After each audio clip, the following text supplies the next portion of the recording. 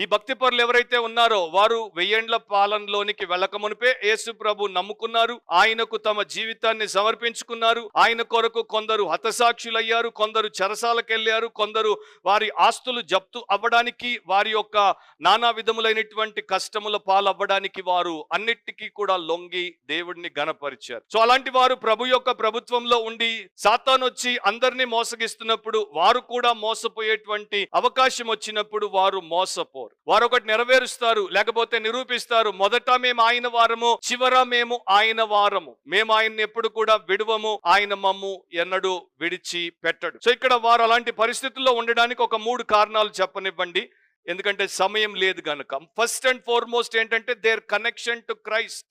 వారికి క్రీస్తుతో ఉన్నటువంటి సంబంధమే, అదే వారి యొక్క సేఫ్టీ.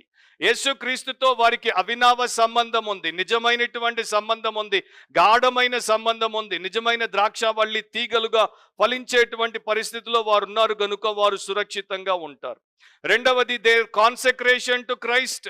వారికి స్వంత జీవము, వారికి స్వంత జ్ఞానము, స్వంత బలము, స్వంత సారము, స్వంత ఫలము అనేవి ఏమీ ఉండవు. వారిని వారు ఉపేక్షించుకున్నారు, దేవుడికి సమర్పించారు.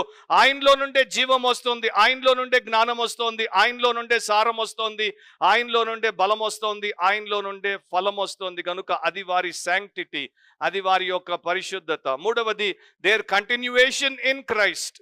వారు క్రీస్తులోనే కొనసాగుతారు. ఒక వారం, ఒక సంవత్సరం, ఒక దశకం, ఒక శతాబ్దం, ఒక 1000 ఏండ్ల కాలం ఎంతైతే దేవుడు వారికి ఆయుష్నిస్తాడో అంతవరకు దే కంటిన్యూ ఇన్ క్రైస్ట్.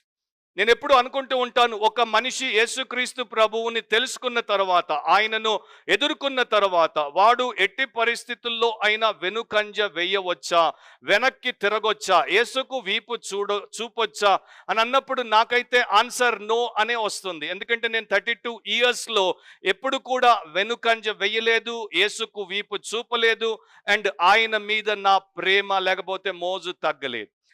నాలో బలహీనతలు ఉన్నాయా? ఉన్నాయి. నాకు బుద్ధిహీనతలు ఉన్నాయా? ఉన్నాయి. నాలో భక్తిహీనతలు ఉన్నాయా? ఉన్నాయి.